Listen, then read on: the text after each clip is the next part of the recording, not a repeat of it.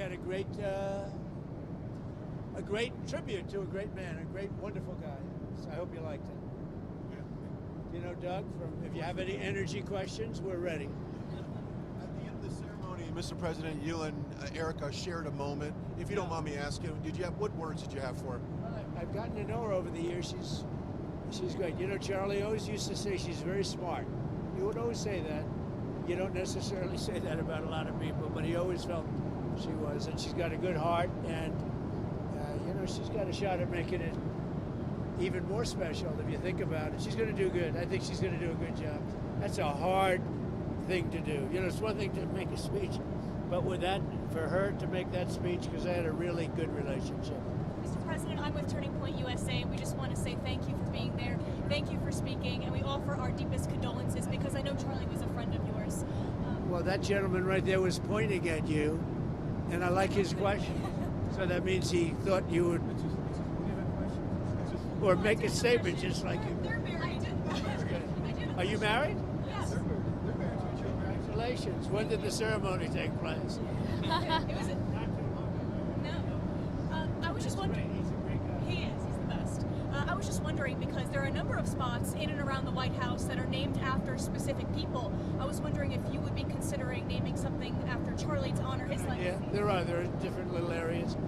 Yeah, I like that idea. But we're giving him, I think, even more importantly, the Presidential Medal of Freedom, which is the highest civilian.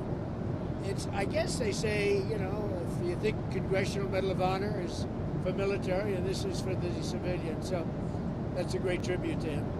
Great guy. Are there any more details around that upcoming event that you can share with us? Any further details about that event? I think the event was just a flawless event. It was beautiful. I thought the last song was incredible, the way it was as we were leaving. In fact, I think I said, who is singing that song? And I think what I'll do is I'll grab it and I'll use it at rallies. We have rallies to get people elected, and I'll use it at some of the rallies. Wasn't that beautiful? That was the best rendition I've ever heard. Mr. President, what can you and your staff do to make sure that over the next 3 years that you carry forth the vision and the faith of Charlie in a way that honors him? What can you guys do over the next 3 years? I think it's going to be automatic, actually. And I think Turning Point is going to be a very big factor. I mean, you see the people. Now, the press reported 200,000 because they were, you know, different areas, different stadiums and everything. There's a lot of people. That's an NFL stadium. I think it's going to be automatic. I really do. I think it's automatic. They're great people. He had a good staff, and they're great people. Mr. President, everyone... How did your husband do with that question? I thought quite good. Great. Mr. President, everyone's saying that Charlie brought you and Elon back together. Is that true? Well, Elon came over and said hello. No, it's nothing to do with that. I thought it was nice. You know, he came over, had a little conversation. We had a very good relationship, but it was nice that he came over. Dana White was there, the great Dana White. You know, the big question is having the UFC fight as I know you won't accept tickets because you're with the fake news. You're not allowed to accept tickets, but we're going to have a UFC fight right at the White House. And we're going to end up probably 6,000 people in front of the White House, and then on the ellipse we're going to have 80 or 90,000. It's going to be an unbelievable event, but a lot of people are talking about it. An energy question for you, an energy question. You've been calling... We have the right man. Go ahead. I got the experts. You've been calling on Europe to stop buying Russian oil. The U.S. has imported $755 million worth of Russian uranium and plutonium so far just this year. That's up from the Biden administration last year, about $100 million. Can you ask Europe to cut off purchasing those kinds of products? Doug, do you know anything about that? Well, yeah, absolutely. But this goes back not only drill, baby, drill, but we've got to mine, baby, mine. We allowed ourselves to fall under dependence of both China and Russia for critical minerals. America buying uranium from Russia is not acceptable.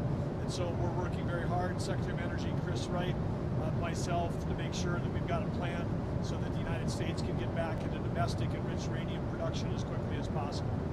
Sir, on Venezuela, you said that, let me quote your tweet here. No boats in the water anymore. Yes, well, you said... Additional boats. You don't even find a fishing boat. You don't even find cruise liners anymore. There's nothing in the water near Venezuela. It's actually strange.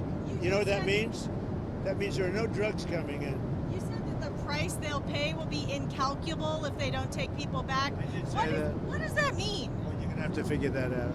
Mr. President, That one, Mr. yeah. President, on your autism announcement tomorrow, multiple news outlets are reporting that you plan to tie Tylenol to increased risk of autism. Can you confirm that? Well, Share you're more going to see details? tomorrow. We're going to do it tomorrow, but I think it's a very big factor. I think you'll see what it is tomorrow. We have various things, but you'll see what it is tomorrow.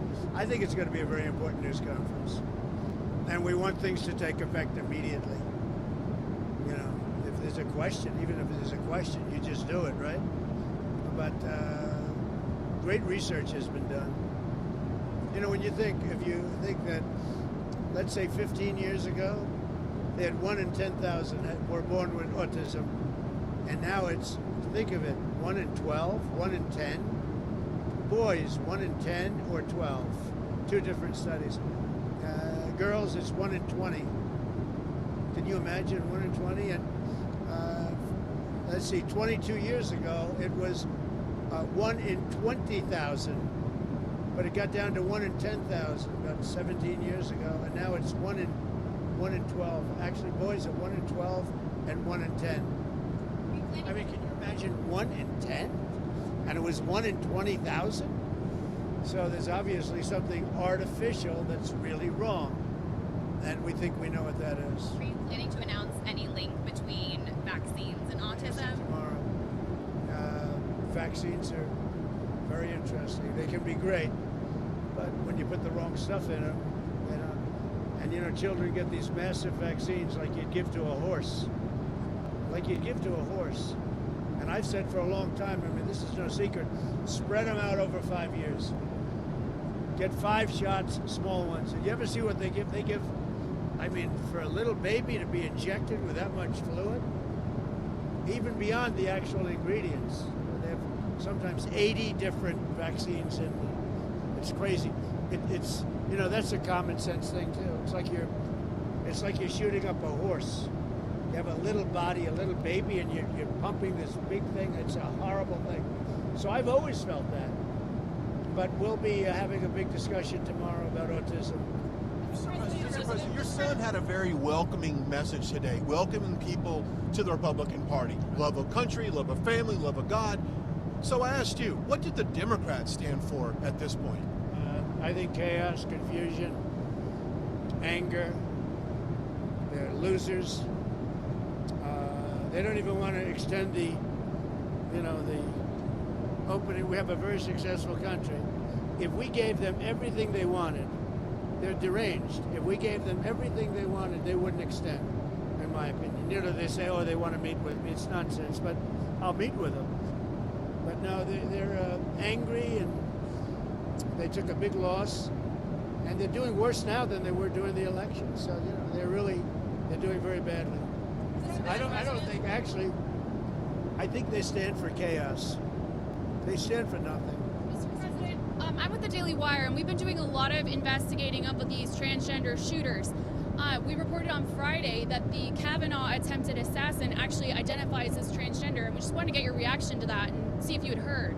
Well, it's too bad. It's a very sad thing going on with that, and I'll have to take a look at it. We have to protect our Supreme Court judges and justices, and Justice Kavanaugh's a great guy. I mean, it's horrible. He's been through a lot with this.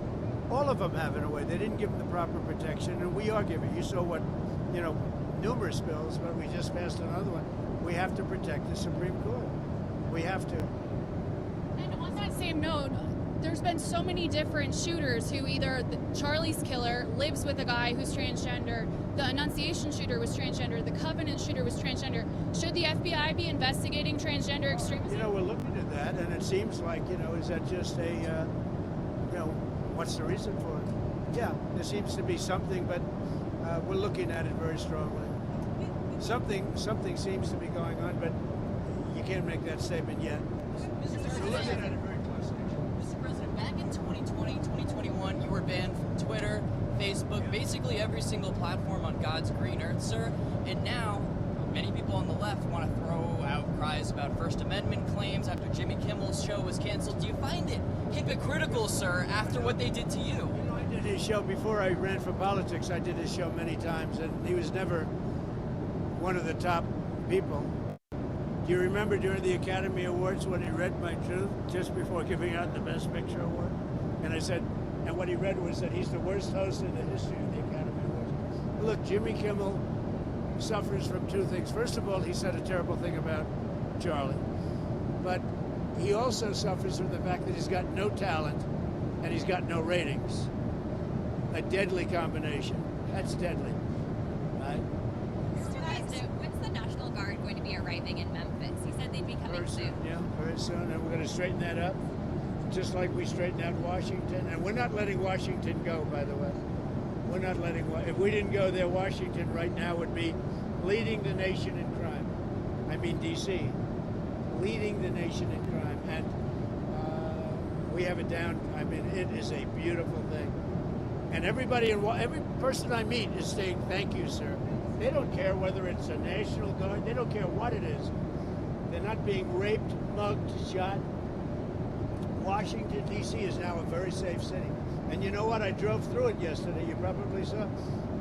Everything was nice. The grass was. I thought I'd replace the grass. Much of it doesn't have to be replaced. It looks so beautiful. It was so well maintained. And that's by us. They're getting ready to go to the UN this week, where there's going to be a major push for a two-state solution. Obviously, the U.S. and Israel have not signed on to that. Is there still a possibility in your mind that there could be a diplomatic solution to this conflict? So I'd like to see a diplomatic solution. There's a lot of anger and a lot of hatred, you know that. And there has been for a lot of years. This is not something new, but hopefully we'll get something done. We're studying Gaza and dealing with Gaza very strongly. That's a real mess. The investigation is still ongoing into Charlie Kirk's killer and whether he had ties to groups, but do you have a sense now of whether he... Look, it's boy, they've seen a lot for an investigation that's ongoing. I think they've done an incredible job. Have Even they found... the shells, I mean, the shells, so many different things. I mean, what's to say? Have they found direct links to... You mean about other people? And like, does that affect your decision about how to proceed in terms of pursuing these? I think, as far as I'm concerned, but they're going to do a final report. Whether there are other people involved is what you're asking. It would look to me like not. Now, he did have a friend, but I don't... The friend seemed to be a little bit surprised. Mr. President, in regards to Pam Bondi, who should she focus on as far as bringing accountability? Everybody, really. It's a big office. She's doing a good job, but focus on everybody. There are a lot of crooked people that were here before me. You had people that almost destroyed our country. If I didn't win this election, our country would be destroyed. We wouldn't have a country right now. Thank you very much. Thank you very much. Thank you.